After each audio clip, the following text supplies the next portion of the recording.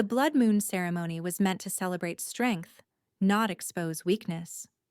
Yet here stood Sarian at the edge of the ceremonial grounds, her silver-white hair marking her as obviously as the omega scent that made passing wolves wrinkle their noses. "Why does she even come?" muttered Fenris, one of the younger warriors. "Omegas belong in the healing dens, not at warrior ceremonies."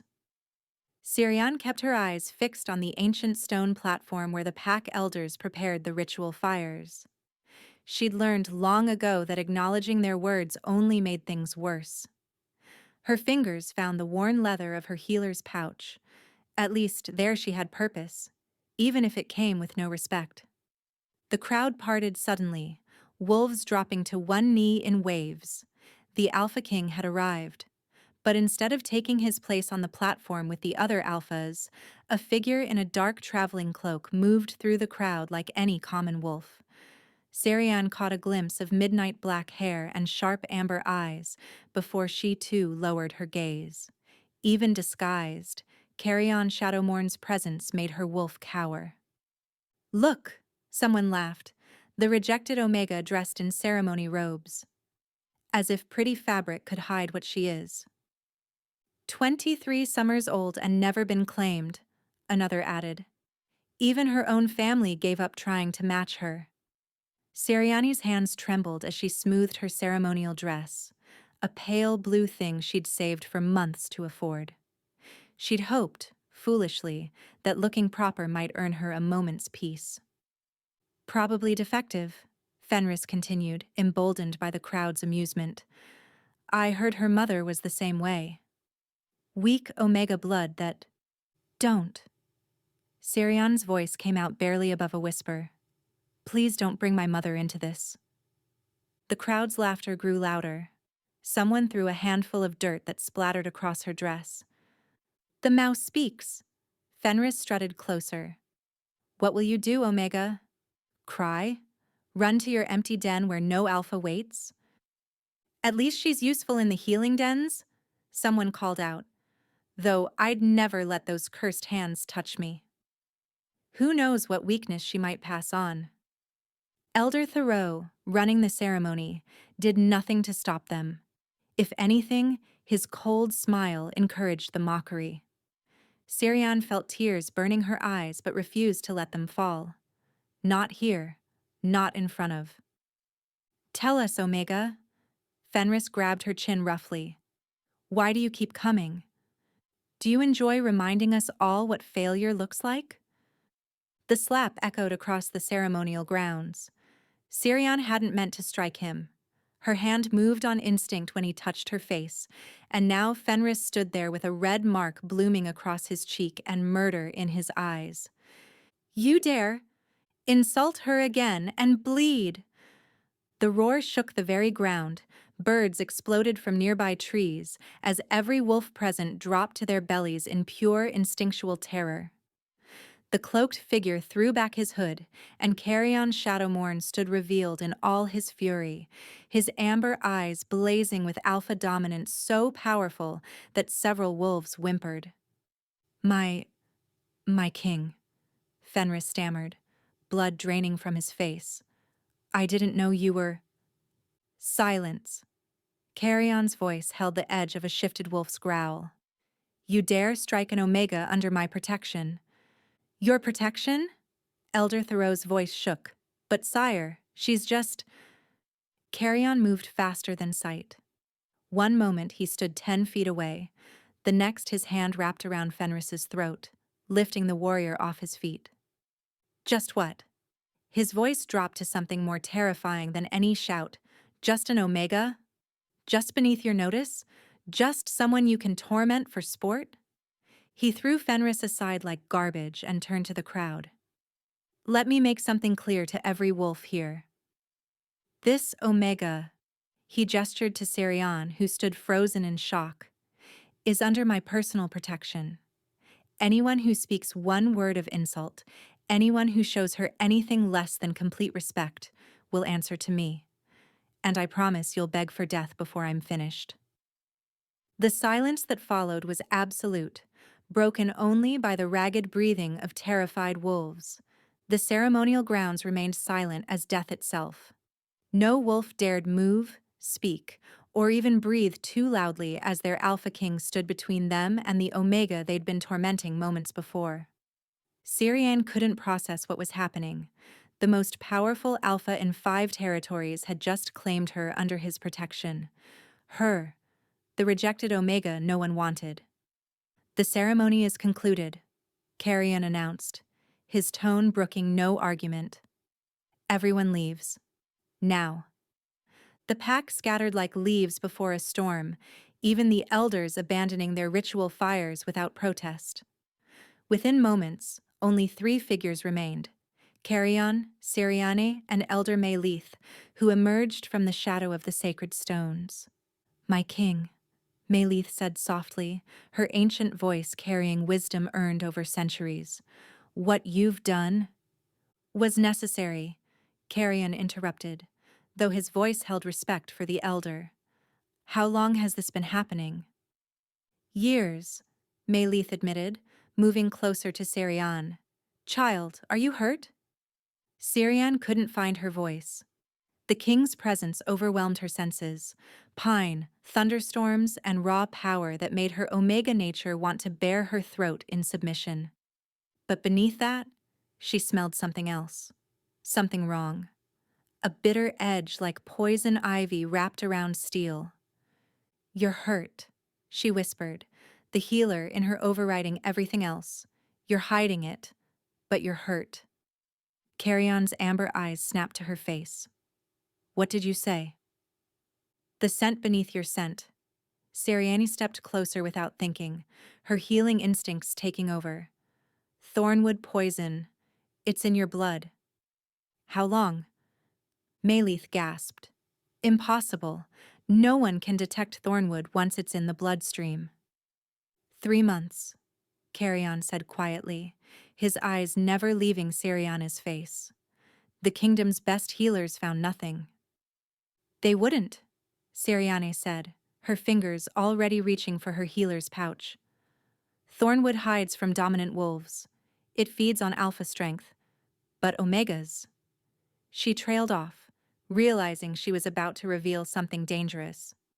"Omegas can sense it," Carrion finished, "because you're not threatening to it." "My king," Mayleith interrupted urgently. "If she can detect it, perhaps she can—" "No." Siriani stepped back. "I'm grateful for your protection, but I can't. I'm not allowed in the castle. Omegas aren't permitted to treat alphas. Pack law states—" "Pack law states whatever I say it states," Carrion said firmly. "You'll come to the castle. Tonight." "But that's not a request." His tone gentled slightly. "I've been dying for 3 months, Sirian. Every healer in 5 kingdoms has failed. If you can sense what they cannot, then you're my only hope." The weight of his words settled over her. The Alpha King was dying. The same king who'd just defended her against her entire pack. "They'll revolt," she said quietly. "Your alphas won't accept an omega in the castle, especially not treating their king." "Let them try." Carrion's eyes flashed dangerously. "Anyone who challenges my decision will learn why I've held this throne for a decade." Mayleith placed a weathered hand on Siriani's shoulder. "Child, there's more at stake here than you know. The thornwood poison, it's not natural. Someone is trying to assassinate the king." "Someone from within the pack," Carrion added grimly. "Someone who knows our weaknesses. Having you close serves 2 purposes. You can treat what others cannot see, and your presence will force the traitor to reveal themselves."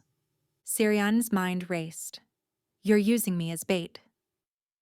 "I'm protecting you while you save my life," Carrion corrected. "A fair exchange, wouldn't you say?" Before she could respond, he swayed slightly. The movement was barely perceptible, but Sirian's trained eyes caught it immediately. "It's accelerating," she said urgently. "The poison, defending me, using your alpha dominance like that. It fed on your power." We need to start treatment now. She dropped to her knees beside her healer's pouch, pulling out herbs with practiced efficiency. Mayleith, I need moonbell flowers and silver sage. Fresh, not dried. The elder nodded and hurried toward the forest edge. Carrion watched Seriane work, noting how her entire demeanor changed. The timid Omega was gone, replaced by a confident healer who knew exactly what she was doing. Why didn't you defend yourself? He asked suddenly. Against Fenris and the others. You have more strength than you show. Seriane's hand stilled for a moment. Strength in an Omega is considered an aberration. The last Omega who showed dominance was executed for being unnatural. That was 50 years ago. The attitudes remain. She looked up at him, and for the first time he saw the steel beneath her gentle exterior. I learned young that survival meant being invisible, being useful, but never threatening. That changes now, Carrion said firmly. In my castle, under my protection, you hide nothing. A howl echoed from the forest, Mayleith signaling she'd found the herbs, but as Seriane rose to fetch them, she caught another scent on the wind. Multiple wolves, approaching fast. Your alphas, she said quietly. They're coming. Carrion smiled, but it held no warmth. Good. Let's see who objects to my new healer. The approaching footsteps grew louder, and Seriane steeled herself for another confrontation. What she'd started by accepting his protection would change everything. She just didn't know yet how much. The first to arrive was Ravner, Carrion's beta and the wolf most expected to challenge for the throne. His scarred face twisted with disgust when he saw Seriane kneeling beside the Alpha King, her hands glowing faintly silver as she worked healing energy into a poultice. My king. Ravner's voice held barely concealed rage. What is this Omega doing here? Saving my life, Carrion replied calmly, though his muscles tensed in preparation for violence. Something none of our pack healers could manage. More wolves arrived. The king's inner circle of alphas, Derex, the weapons master. Corvain, the strategic advisor. Theron, keeper of pack laws. Each face showed the same combination of shock and revulsion. This is sacrilege, Theron spat. An Omega cannot touch the Alpha King. The old laws. The old laws are why I'm dying, Carrion interrupted. While you all debated protocol, poison ate through my veins. This Omega detected in seconds what your approved healers missed for months. Convenient. Ravner stepped closer, his own alpha dominance pressing against the air. The rejected Omega suddenly has miraculous abilities just when the king is vulnerable. Seriane's hands trembled as she worked, the hostile alpha energy making her wolf whimper internally. But she didn't stop mixing the moonbell and silver sage into her poultice. The king's life depended on her focus. Careful, Ravner, Mayleith warned, returning with more herbs. Your accusations sound dangerously close to treason. Or perhaps wisdom, Derex added, his hand drifting to his weapon. How do we know she isn't the poisoner? Who better to treat a poison than the one who administered it? The accusation hung in the air like a blade. Seriane's hand stilled. Interesting theory, Carrion said softly, dangerously. Tell me, Derex, how would an Omega everyone dismisses get close enough to poison me? When was the last time any of you even noticed her existence before today? She serves in the healing dens, Corvain pointed out. She has access to herbs, knowledge. Knowledge that surpasses our master healers? Carrion laughed, but the sound held no humor. Either she's the greatest assassin in history, hiding behind an Omega's weakness, or she's exactly what she appears, someone with abilities you're too prejudiced to recognize. There's one way to know. Theron pulled out an ancient carved stone that gleamed with dark energy. Shadowstone. It reveals truth from lies, purity from corruption. Seriane gasped. Shadowstone was forbidden magic, said to burn the flesh of anyone who harbored dark intentions. You brought forbidden magic to a ceremonial ground? Melith hissed. To protect our king from potential threats, Theron justified, advancing toward Seriani. If she's innocent, she has nothing to fear. Stop, Carrion commanded, but his voice came out weaker. The poison was spreading faster, fed by his earlier display of dominance. He tried to rise but stumbled, caught only by Seriani's surprisingly strong grip. You're burning up, she whispered, fear replacing everything else. The thornwood. It's reaching your heart. Then use the stone. Ravner seized the opportunity. Prove your innocence, Omega, or watch him die while we debate. Sirian looked down at Carrion's face, saw the gray tinge spreading across his skin. The Alphas would argue until he died rather than let her help. Unless... She grabbed the shadow stone before anyone could stop her. The moment it touched her palm, agony blazed through her arm, but it wasn't the burn of corruption. It was something else entirely. The stone began to glow, not with the dark purple of deceit, but with impossible silver-white light that made every wolf present stumble backward. Impossible, Theron breathed. That light, it only appears for... For what? Carrion managed to ask, though speaking clearly cost him. For those of the original bloodline, Melith whispered, her ancient eyes wide with recognition. The first wolves. The ones who could heal any poison, break any curse. She stared at Sirian with new understanding. Child, your mother. She was Valara the Silver, wasn't she? Siriani's secret, the one her mother died to protect, blazed in her palm for all to see.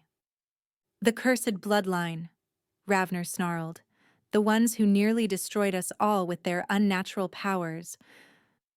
The ones who saved us all from the Void Plague, Melith corrected sharply, before fear and jealousy drove them into hiding. None of this matters if he dies. Seriani dropped the stone, her palm bearing a silver mark but unburned. She turned back to Carrion, whose breathing had become dangerously shallow. I need space and silence, or we lose him in the next minute. You cannot, Ravner started. Silence. Sirion's voice carried a power none expected, making every alpha freeze. I don't care about your politics or your prejudices. This man defended me when none of you would have cared if I died.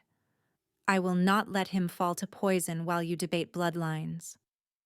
She pressed both hands to Carrion's chest, and silver light erupted from her touch. Not the faint glow from before, but true power that made the air itself sing. The Alphas watched in stunned silence as she literally drew black corruption from their king's body, pulling the thornwood poison out through sheer force of will.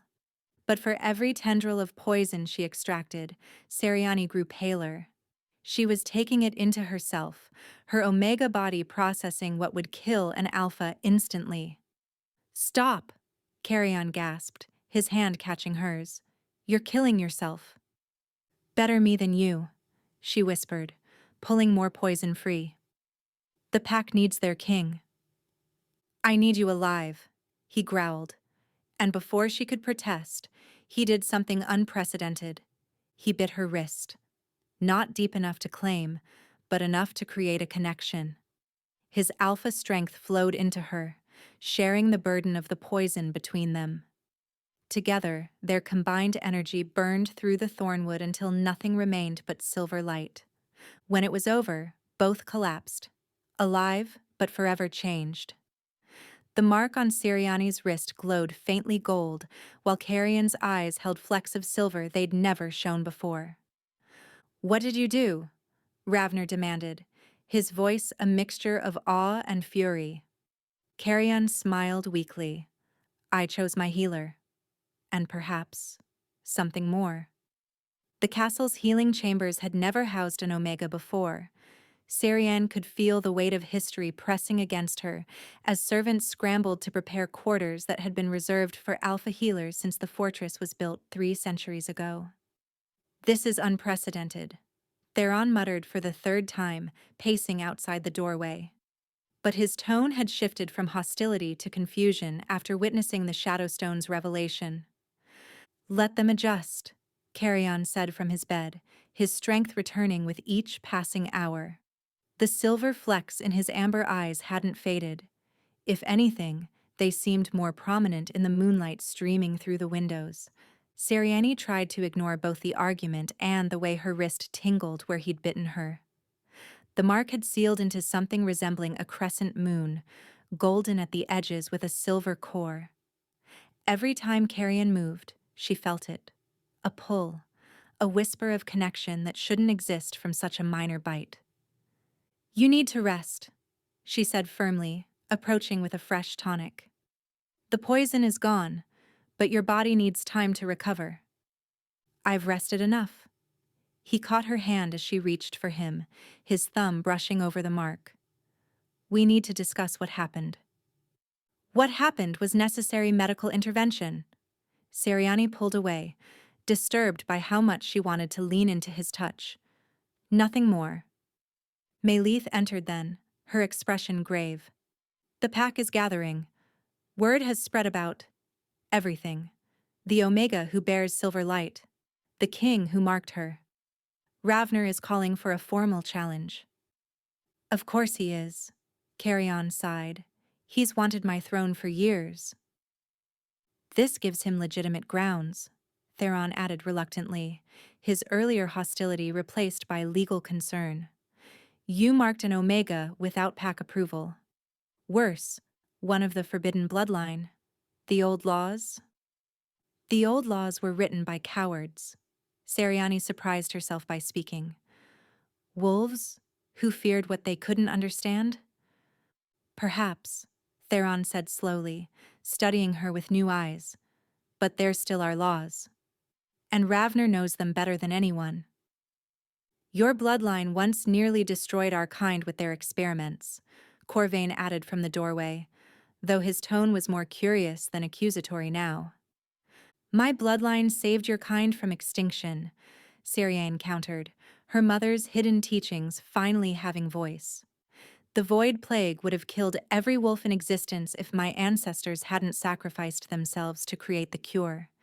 Your old laws were written to hide that shame, that pure alphas needed Omega power to survive." The room fell silent. Even Carrion stared at her with new understanding. "You knew," he said slowly. "You've always known what you were." "My mother made me promise to hide it. She saw what happened to those who revealed themselves, hunted, executed, erased from history." Sarion's voice broke slightly. "I've spent my entire life pretending to be weak, useless, accepting every insult because the alternative was death." "Not anymore."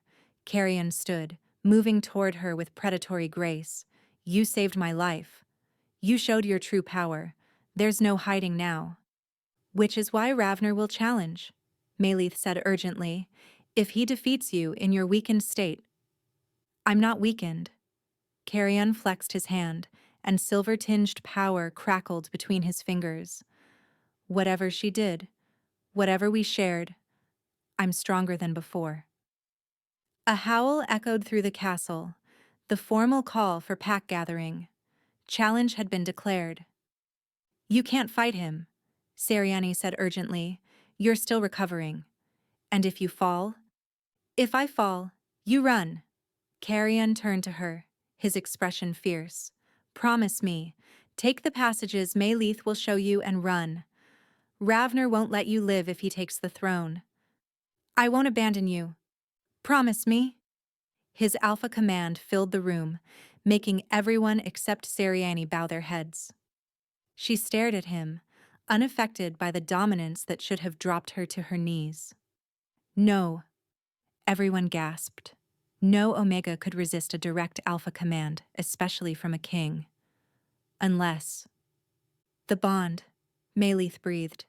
"It's not just a marking. You've started a true mate bond." Before anyone could respond, the door burst open. Ravner stood there with a contingent of warriors, his scarred face twisted with triumph. The pack awaits, my king. Unless you wish to forfeit your throne. Eager to die, Ravner? Carrion's tone was deadly calm. Eager to restore proper order. Ravnor's eyes fixed on Seriane with undisguised hatred. When I'm king, the first decree will be her execution. The forbidden bloodlines end tonight. Seriane felt something snap inside her chest. Not fear, but fury. Pure, righteous fury that made her silver light flare without conscious thought. You want me dead? She stepped forward, and several warriors stepped back. Then face me yourself. Or are you too cowardly to fight an Omega? The hall went deadly silent. Seriane, no, Carrion growled. But Ravner was already laughing. The mouse wants to fight? You can't be serious. Ancient law, Seriane said, her voice carrying power that made the stones vibrate. Any wolf can challenge for their right to exist. You threaten my life. I demand the right to defend it. She's correct, Theron said reluctantly, surprising everyone with his support. It's the oldest law we have, predating even the separation of ranks. I've been wrong about many things, it seems. Fine. Ravner's grin was vicious. I'll tear you apart first, then take the throne. 2 victories in one night.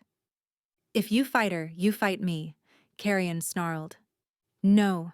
Seriane turned to him, and he saw something in her eyes that made his protest die. This is my fight. My bloodline, my choice. She looked back at Ravner. Tonight. Lunar Peak. And when I win, because I will win, the persecution of Omega Wolves ends forever. When you lose, Ravner countered, your bloodline dies with you, and the king surrenders his throne for marking an aberration. Agreed, Seriane said before Carrion could object. As Ravner and his warriors left, Carrion grabbed her shoulders. What have you done? What my mother never could. Seriane met his gaze steadily. I'm done hiding. He'll kill you. He's the strongest warrior after me. And I'm the last of the silver blood, she interrupted. Trust me, as I trusted you. Through their new bond, he felt her resolve. And something else. Power. Ancient, terrible, beautiful power that had been caged for far too long. But more than that, he felt the depth of why she was doing this. Not just for herself, but for every Omega who'd ever been forced to hide their gifts. You've been holding back, he realized. All these years, you've been holding back.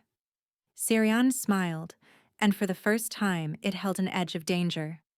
You have no idea. The silver blood doesn't just heal Carrion. When pushed to our limits, we become something else entirely. The lunar arena was carved from living stone, ancient beyond memory. Every wolf in the territory had gathered, word spreading like wildfire that the rejected Omega would face Ravner in combat. Most came to witness what they assumed would be a massacre. Seriane stood in the challenger's circle, still wearing her healer's robes. She'd refused armor, refused weapons, refused everything Mayleith had offered except a single silver band for her hair. Your mother's? The elder had asked when Seriane pulled it from her hidden belongings. Her mother's, Seriane replied. Back when we didn't have to hide. Now, under the rising moon, she felt the weight of all those generations, every Omega who'd been forced to conceal their gifts, every silver blood who'd died rather than reveal their power. Across from her, Ravner had partially shifted, his preferred combat form. Claws extended, fangs visible, muscles rippling with alpha strength. The crowd murmured approval. This was how a warrior should look. Last chance, Omega, Ravner called out. Kneel and accept your execution with dignity. It will be quicker than what happens in this circle. Worried, Ravner? Seriane's voice carried clearly. You should be. Carrion stood at the circle's edge, every muscle tense, Through their partial bond, he felt Sarian's emotions, not fear, but anticipation, like a storm about to break. Elder Thoreau stepped forward as arbiter, though his cold smile from earlier had been replaced by uncertainty. The challenge is to submission or death. No interference, no mercy. Begin. Ravner lunged instantly, moving with speed that would have torn a normal Omega in half. His claws swept through. Empty air. Sirian had sidestepped, not with wolf agility but something else. Something that made her seem to flow like water. The crowd gasped. Lucky! Ravner snarled, spinning for another attack. This time she didn't dodge. As his claws descended, she raised one hand. Silver light erupted, forming a barrier that sent him flying backward. He crashed into the arena wall hard enough to crack stone. Impossible, someone whispered. Omegas can't. We can, Sariani said, her voice carrying to every wolf present. We always could. We just learned it was safer to pretend otherwise. Ravner rose, blood trickling from his mouth. Which magic won't save you? He shifted fully, a massive black wolf with red-tinged eyes. In this form, he'd killed a dozen challengers. The crowd held its breath as he circled her, looking for an opening. Sirian closed her eyes. Fool, someone muttered. Ravnor attacked, jaws wide for a killing bite. But as his teeth should have found her throat, silver light exploded outward. When it cleared, Ravnor was on his back, convulsing. Silver veins spread across his fur like lightning. The silver blood curse, an elder gasped. She's cursing him. Not a curse. Sarian opened her eyes, now glowing pure silver. A revelation. She walked toward the writhing wolf, each step deliberate. You want to know why you really fear us? Why the old alphas wrote laws to destroy Omega power? She knelt beside Ravner, placing a gentle hand on his head. The convulsions stopped, but he remained paralyzed. Because we can do this. Light poured from her touch, but instead of pain, the crowd saw something else. Visions. Memories pulled from Ravner's mind and displayed like living shadows in the air. They saw him poisoning the king's wine with thornwood, saw him meeting with rival packs, promising them territory in exchange for support, saw him killing the previous Omega healer who had started to suspect. They saw years of planning, of careful manipulation, of using the pack's prejudice against Omegas to hide his treachery.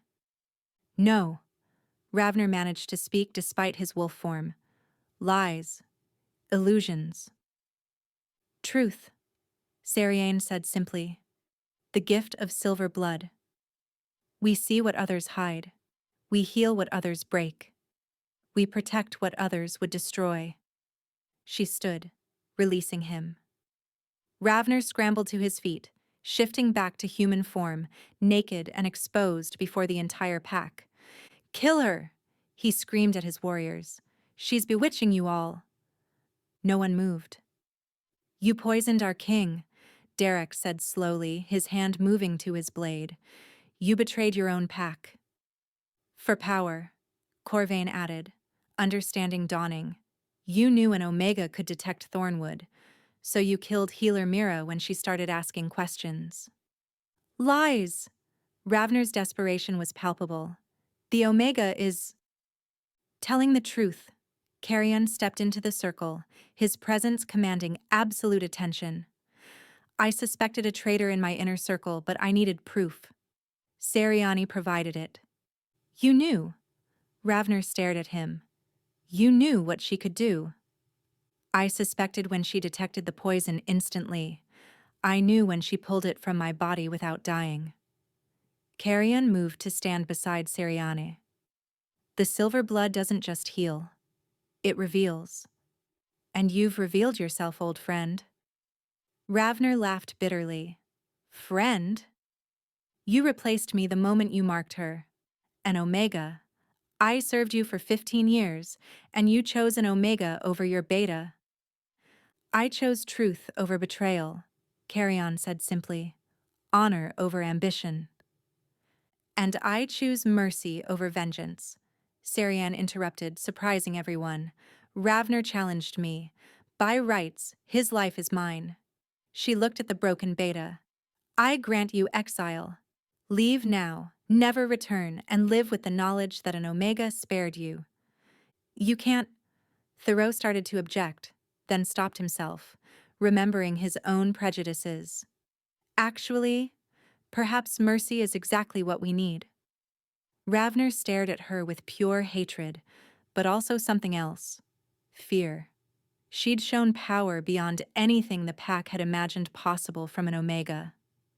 This isn't over, he snarled, backing toward the arena edge. The other packs will hear about this. An Omega with silver blood, a king who's been bewitched. Go, Carrion commanded, his alpha power making the word physical force. Before I decide mercy is overrated. But as Ravner reached the arena's edge, he turned back with a vicious smile. You think you've won? I've already sent messages to 5 allied packs. They're mobilizing as we speak. By dawn, you'll face an army that makes my challenge look like child's play. He fled into the night, several of his loyal warriors following. The arena stood silent, processing both what they'd witnessed and the threat that now loomed. Then, from somewhere in the crowd, came a single voice.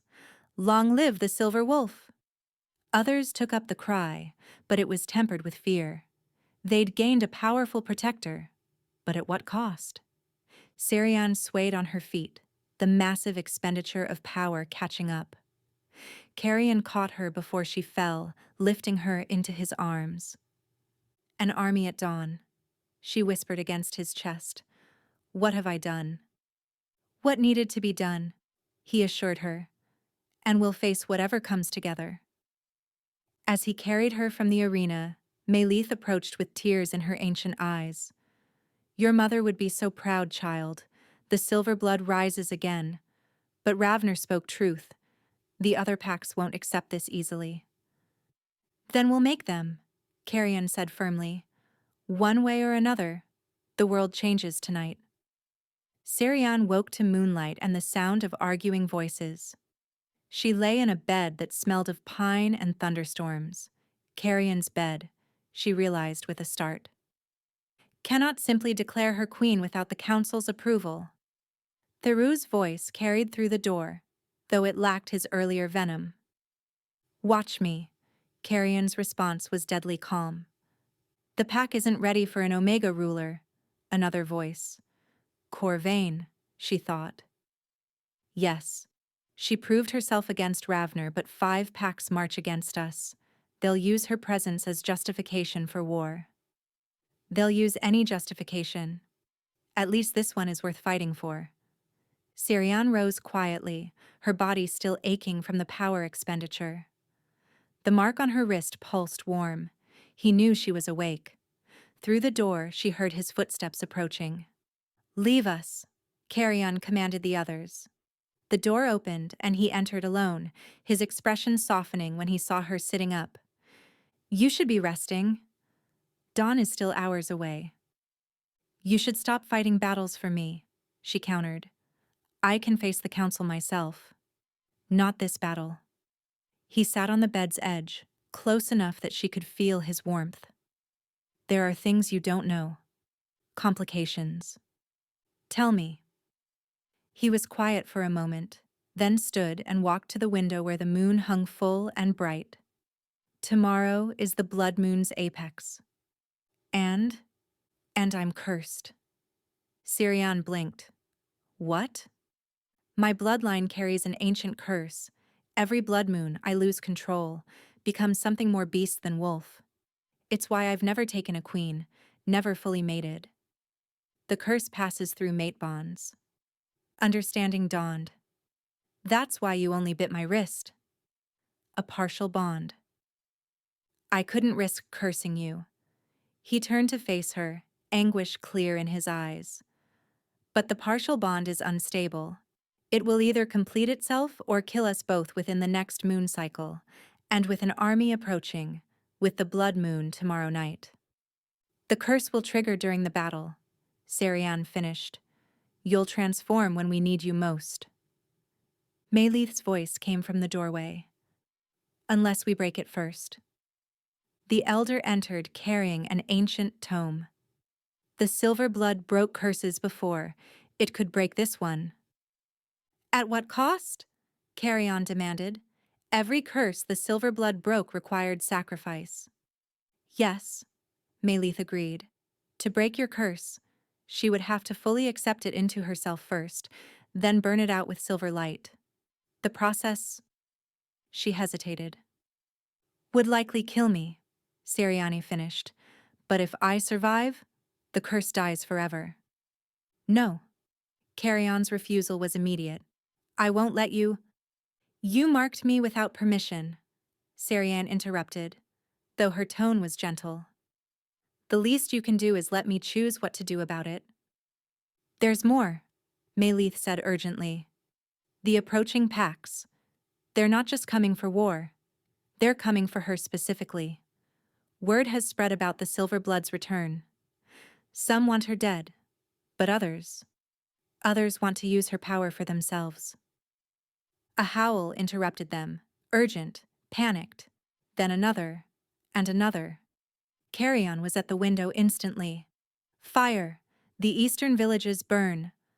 More howls joined the alarm. Derex burst through the door. My king!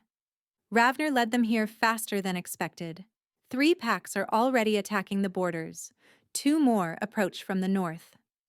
He didn't even wait for dawn, Corvain added, arriving behind him. The Bloodfang, Ironwood, and Darkstone packs are burning everything. The Shadowmere and Nightfall packs aren't far behind. How many wolves? Carrion was already moving, pulling on armor. Over 500. Our warriors number barely 100, and most are exhausted from witnessing the challenge. Sirian felt the weight of it, deaths caused by her revelation. I should go to them. If they want me, they get nothing. Carrion's snarl made everyone step back. You don't sacrifice yourself for wolves who would see you dead for existing. But the villages will be defended. He turned to his warriors. Gather everyone who can fight. We meet them at the border. It's suicide, Thoreau said bluntly, though regret colored his words. 500 against our 100? Then we die with honor, Carrion replied. Unless you prefer to hand over the one who exposed the truth? Thoreau flushed. No. I was wrong. About many things. He looked at Sirian directly. The silver blood saved us once. Perhaps it can again. I can help, Sirian insisted. My power. You can barely stand after the arena, Carrion pointed out, and they'll be targeting you specifically. Which is exactly why she needs to do something else, Mayleith said suddenly, her ancient eyes bright with desperate hope. The silver blood gift can be shared, awakened in others who carry even drops of the old bloodlines.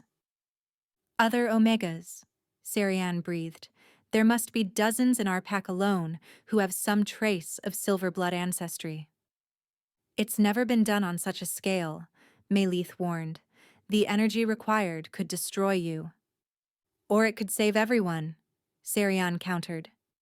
She turned to Carrion. Go. Lead our warriors. Buy me time. He crossed to her in 2 strides, cupping her face in his hands. If you die attempting this, then you'll honor my sacrifice by protecting every Omega who answers my call, she finished. Promise me. I promise.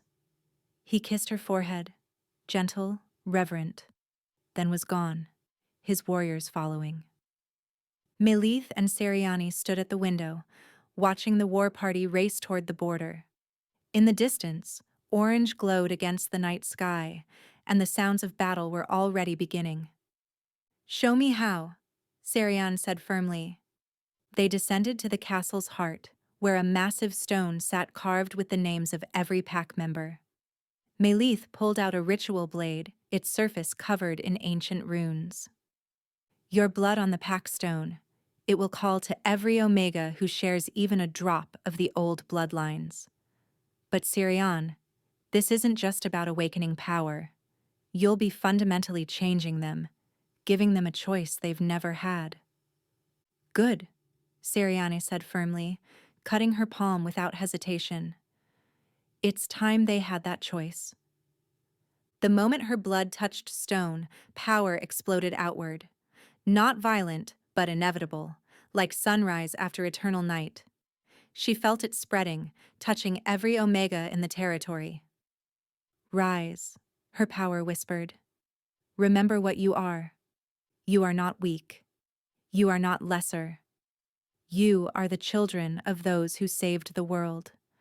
Rise and claim your birthright.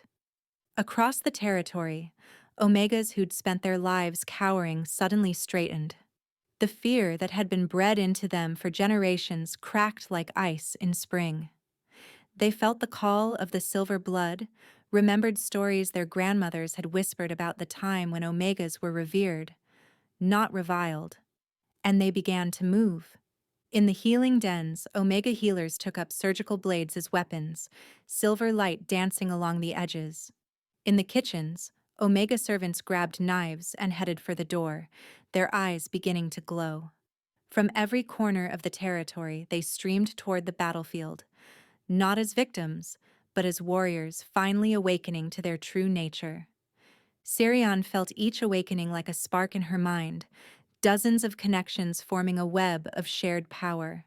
But Mayleith was right. The drain was enormous. She collapsed against the pack stone, her vision blurring. Hold on, child, Mayleith urged. Just a little longer. Through her fading consciousness, Sirian felt the moment when the first Omega reached the battlefield. Felt their combined silver light blazing against the darkness. Felt Carrion's shock through their bond as an army of glowing Omegas joined the battle. Then she felt something else. The curse in Carrion's blood reacting to the blood moon above, beginning its terrible transformation even as he fought. No, she gasped, forcing herself to stay conscious. Not yet. Not like this. The battlefield was chaos incarnate. Carrion's warriors formed a desperate line against the combined forces of 5 packs, but they were being pushed back inch by bloody inch. Bodies littered the ground, some still breathing, most not. Hold! Carrion roared, his claws red with enemy blood. But even as he fought, he felt the curse stirring in his veins, responding to the blood moon overhead. His bones ached with the need to transform, to become the monster his bloodline carried. Then something changed. A silver light appeared on the horizon, not the moon, but something else. Then another light, and another. Dozens of them, approaching fast. What in the... Derex began. The Omegas crested the hill like an army of stars, not cowering, not hiding, but burning with silver fire that made the night seem like day. At their head ran Lysandra, an elderly Omega who worked the kitchens. Her eyes blazed with power she'd hidden for 60 years. For the Silver Wolf, she cried, and the call was taken up by every Omega throat. They crashed into the enemy's flank with devastating force. These weren't trained warriors, but they had something else. Generations of suppressed fury finally given form. Silver light blazed from their hands, their eyes, their very souls, burning through enemy wolves like acid. The tide turned in seconds. Impossible, the Bloodfang Alpha snarled. Omegas can't... Can't what? Lysandra appeared before him, moving with speed no Omega should possess. Can't fight? Can't stand? Can't remember what we used to be? She gestured, and silver bonds wrapped around his limbs, dragging him to his knees. You forgot something important, she told him softly. There are more Omegas than Alphas in every pack. We just needed someone to remind us of our true strength. But even as the Omegas turned the battle, Carrion felt his control slipping. The curse was rising, fed by the blood moon and the violence around him. Black veins spread across his skin as bones began to crack and reform. My king! Derek saw the transformation beginning. The curse. Get everyone back, Carrion managed through gritted teeth. Can't control. His body convulsed, and the thing that emerged wasn't his wolf form. It was something ancient and terrible, a creature of shadow and rage, standing twice the height of a normal wolf, with too many teeth and claws that dripped darkness. Friend and foe alike scrambled back as the cursed beast roared, its sound shaking the very earth. It didn't distinguish between ally and enemy. It only knew hunger and rage. The king! Someone screamed. He's lost to the curse. The beast turned toward the nearest wolves, his own warriors, and prepared to strike. Then silver light blazed between them. Seriani stood there, pale as death but blazing with power, having dragged herself from the castle despite her exhaustion. I see you, she said softly to the monster. Not the curse, but you. My mate, my king, my choice. The beast snarled, but hesitated. Something in those monstrous eyes recognized her. Everyone form a circle, Lysandra commanded, understanding immediately. Channel your power through the silver wolf. The awakened Omegas obeyed, creating a ring of silver light around Serion and the cursed beast. Their combined power flowed into her, replacing what she'd spent to wake them. I accept you, Serion continued, walking toward the monster without fear. All of you. The man, the wolf, the monster. I accept the curse. Into myself. She pressed her bloodied palm against the creature's chest, and the curse hit her like a physical force. Everyone in the circle screamed as they felt echoes of it through their connection, but they held, pouring silver light into their chosen leader even as darkness tried to consume her. The enemy packs had stopped attacking, watching in terrified awe as Seriana's body began to change, not into a monster, but something else. Her silver light and the curse's darkness swirled together, neither winning, both fighting. She's dying, Mayleith cried, having followed Serian from the castle. The binding words! She needs to speak the binding words. Through gritted teeth, Seriani managed.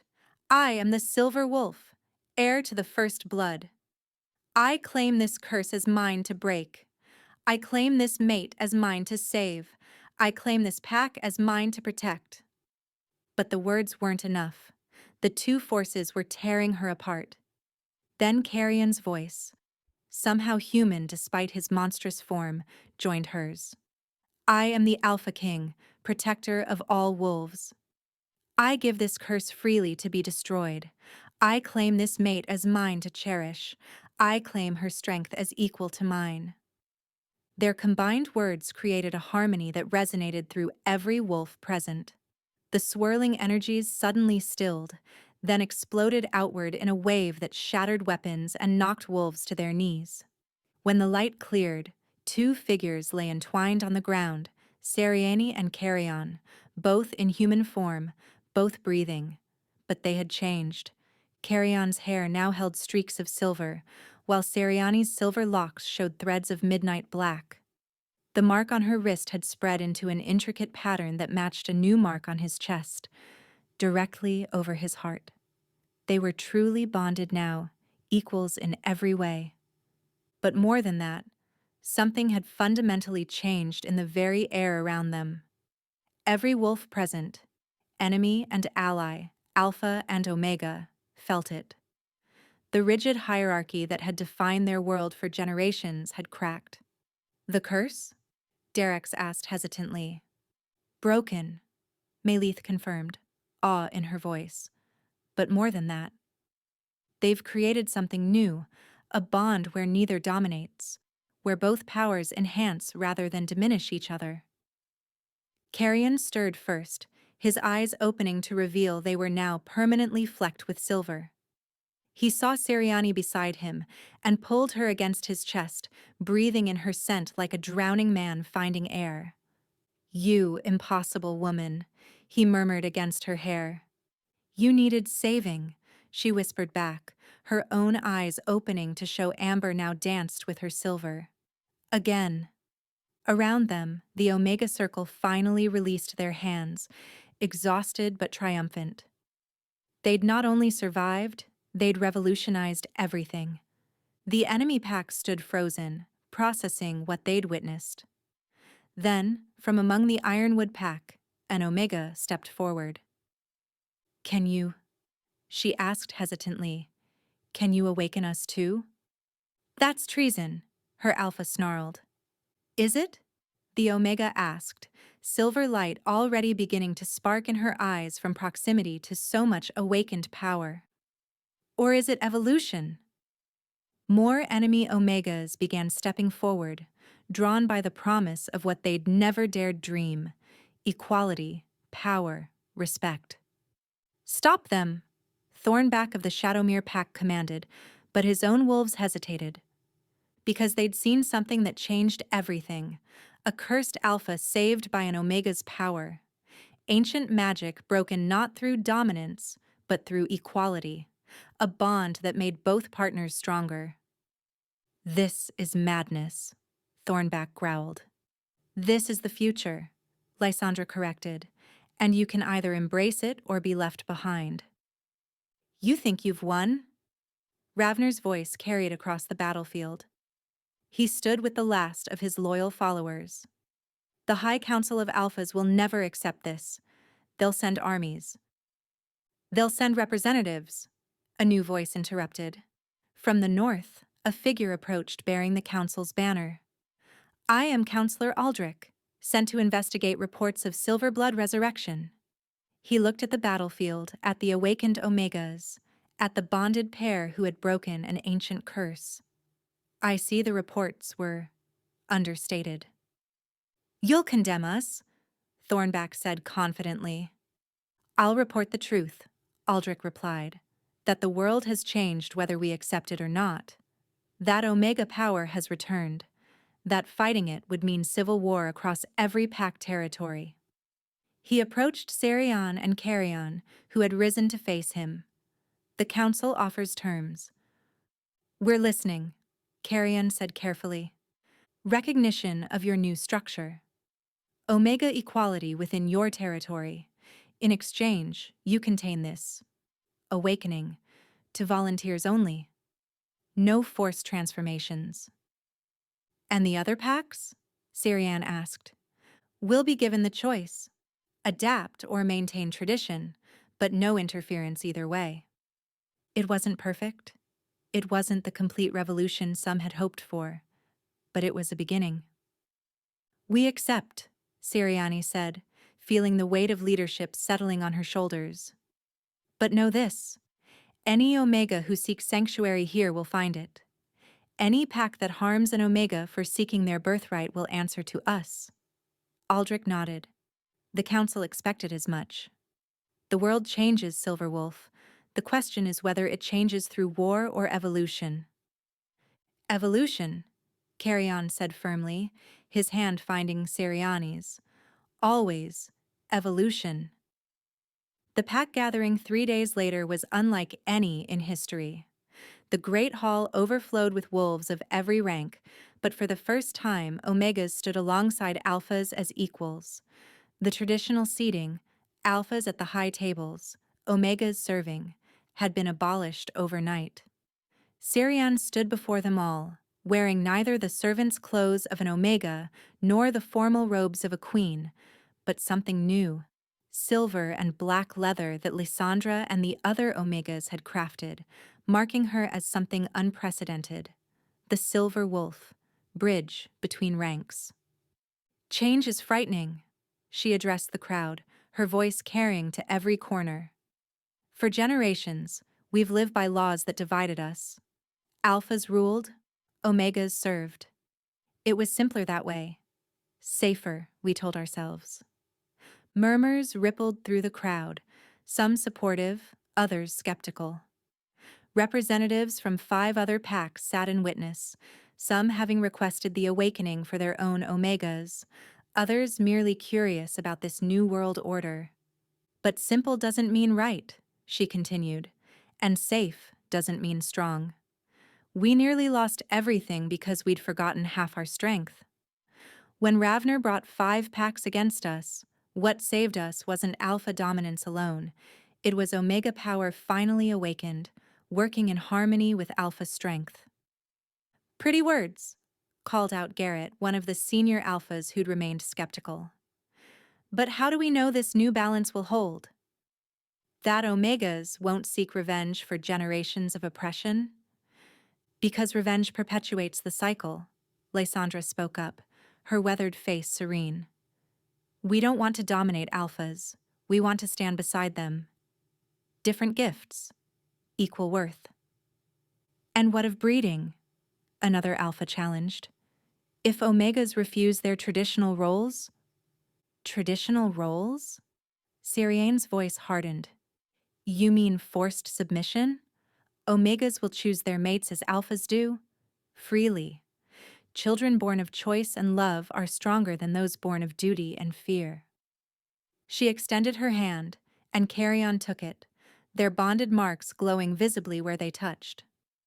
Look at us, Carrion commanded.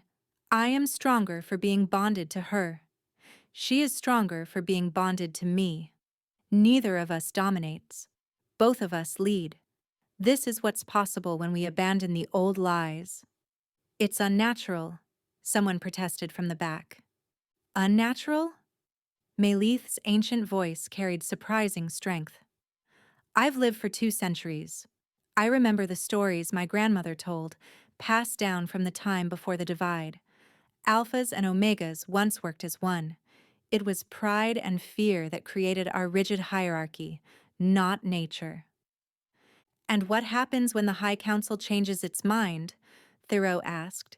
He'd become one of the strongest supporters of the new way, his transformation complete. When they decide this experiment has gone too far, then we remind them that there are now 300 awakened Omegas across 7 packs, Seriane replied. That more awaken every day as word spreads. That trying to force us back into hiding would mean war unlike anything our kind has seen. A young Omega raised her hand timidly. What if we don't want the power? What if we just want to live peacefully? Then you live peacefully, Seriane's voice gentled. The awakening is a choice, always. No one will be forced to embrace their silver blood, but no one will be forbidden from it either. I want to learn to fight, another Omega called out. My brother died protecting me in the battle. I want to protect others as he protected me. I want to join the healers, an alpha warrior said, surprising everyone. I've seen what awakened Omega healers can do. I want to learn their ways. This is what we're building, Carrion addressed the room. A pack where your role is determined by your gifts and choices, not your designation. Where an Omega can be a warrior and an Alpha can be a healer. Where strength has many forms. The gathering continued for hours, working through the practical details of their new reality. Housing arrangements where Omegas had private quarters instead of communal dens. Training schedules that mixed Alphas and Omegas. New laws that made consent paramount in all relationships. As the formal meeting concluded, Seriane found herself on the castle's highest balcony, looking out over the territory. The landscape bore scars from the battle, but already she could see rebuilding beginning. Regrets? Carrion asked, joining her as he had that night before the battle. No, she said immediately. My only sorrow is for those who died before seeing this change. Your mother would be proud. She would be terrified, Seriane corrected with a sad smile. But eventually, yes, proud. Lysandra approached them, accompanied by a young Omega from the Ironwood pack, one of many who'd chosen to stay and learn. Silver Wolf, the young Omega said shyly. I felt it during the battle. The awakening. But I'm scared. What if I can't control it?